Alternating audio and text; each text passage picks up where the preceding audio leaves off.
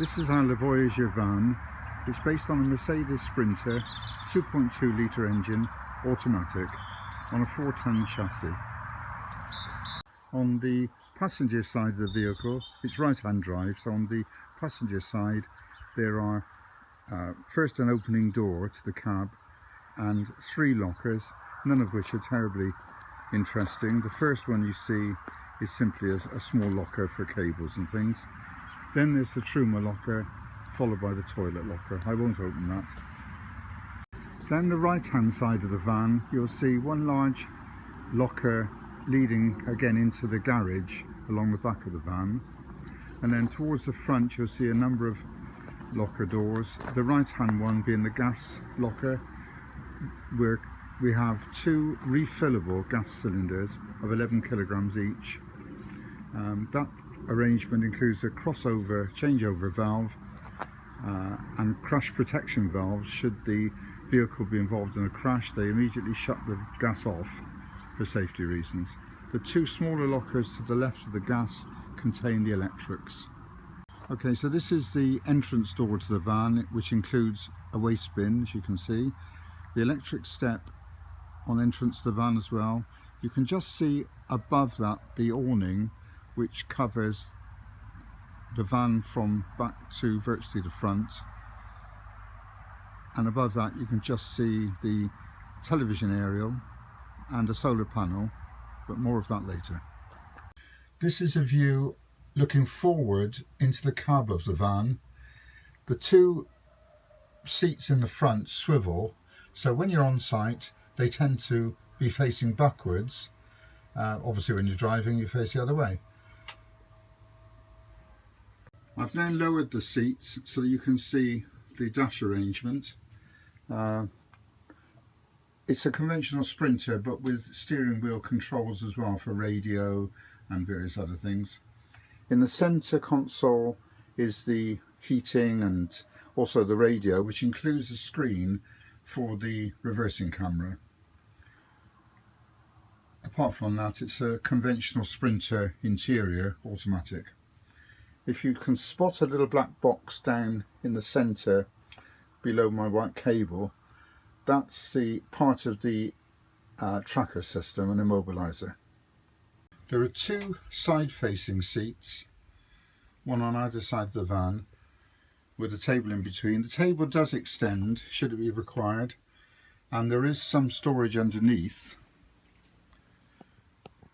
which I believe is for wine storage, although we don't use it for that. The seats themselves, there are other cushions supplied with the van which allow you to convert this into a forward-facing travel seat with a seat belt. That means you can travel with 4 people but only sleep with 3. Both seats are similarly equipped with cushions to make them into forward-facing seats. Looking at the kitchen area, the tap to the right of the tap you'll see a second tap, which is in fact a filter tap. In some parts of the world you find the water isn't as good as it is in your home, but the filter solves that problem completely. To the left of that is a 3-burner hob, gas hob, lots of pull-out cupboards, and to the left of that is again a cupboard and a microwave oven.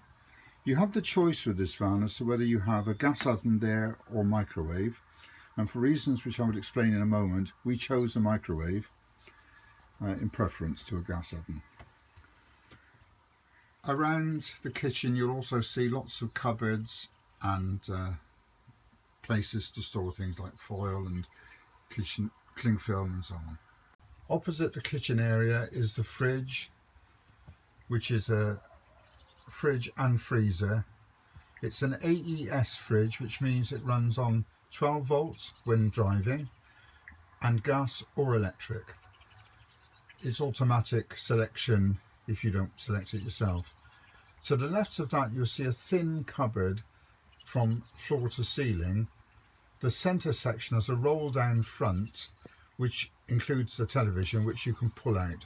Now you can see that cupboard with the television pulled out on its runner. Looking now into the back of the van, you'll see a single bed across the rear. It's a single bed because we have two beds at the front, which I'll show you in a second, making it a 3-berth van. All these vans are a compromise on what you put in. If you choose, you can have single beds, but it makes it longer. You can choose to have a double bed across the back, but then it means that one of you gets up in the night and the other has to be disturbed in the process.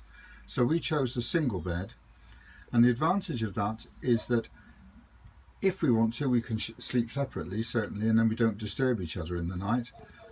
But more importantly, we felt if one of us needs a rest or is unwell while on a trip, you can go and relax in the bed at the back without affecting the lounge at all. Many vans have simply a drop-down bed over the cab, but if one of you is ill and you have to go and sleep in that bed, the rest of the van becomes virtually unusable. The toilet is a conventional swivel Thetford toilet with hand wash basin and all the usual facilities. The door itself closes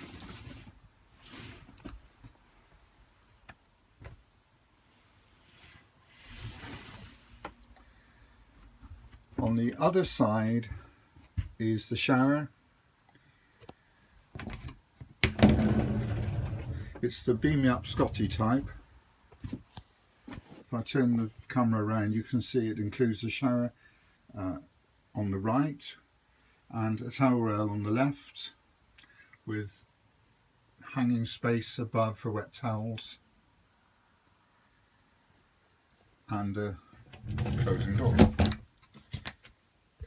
I mentioned the fact that there is a double bed above the cab, and in the case of the Voyageur, it's an electric bed, and that simply comes down from the roof, providing a double bed across the van. The control for that is above the door, and when I operate the switch, down it comes. So once the bed is down, you've got easy access into the bed from the side settees. We've seen vans where the bed is accessed by a ladder, and I don't know about you, but I don't sleep in my slippers, so going up and down a ladder in the middle of the night doesn't strike me as the most comfortable way to get in and out of bed. In this van, the bed comes down to such a level that it's very easy to get in and out via the side settees. Above the door is a control panel and screen for the various facilities of the van. The screen will show the amount of water, the amount of wastewater you have, the amount of fresh water. It'll show the level of the vehicle battery, the level of the leisure batteries within the van.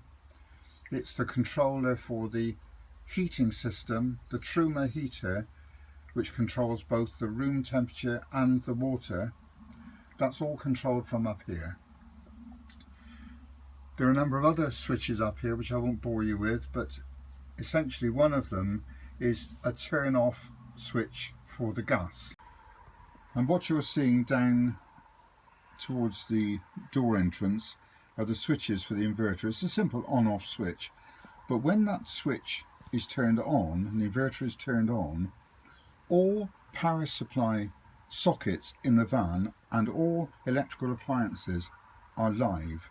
So this means you can either connect your van to mains electricity when you're on site, or you can use the inverter, and every device and every power socket is live in exactly the same way.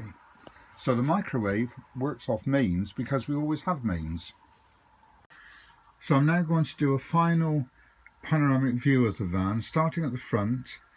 There is a small cupboard which I hadn't mentioned before to the right of the driver, and I find that a convenient place to locate my sat-nav, flat surface. Going back, there are the side settees, entrance door, cupboards on the left, including the pull down front in front of the television, which I've now put back. On the right, I've now pulled out one of the smaller pull-outs where we generally keep our crockery, and then on the floor cupboard there's a bin which in fact when we're on site we tend to pull out anyway and leave on the worktop. Work surface to the right, you might notice slightly more workspace than there are in some other, even the Voyageur vans, and that's because we specifically chose the single bed, and that gave us a little bit more space for worktop and that side cupboard with the television. You'll also notice something else I didn't mention earlier, and that is an extractor fan over the cooker. Around the back of the van there are vents over the bathroom area, over the rear bed area and in the shower. The roof vents all have fly screens and blackouts, and once the blackouts are in place it's very difficult to see light through at night. So again, looking through the bathroom area and bedroom, shower on my left, which I'll close the door on, and now I'm going to look again towards the front of the van. What I should have mentioned is that on my right here, within the rear section of the van, is a wardrobe. It's actually in two halves. The top half also houses the control for the roof aerial for television, and an amplifier as well should be necessary. Just have to warn the ladies that ball gowns will have to be folded because they're only half height, suitable for trousers, tops and so on.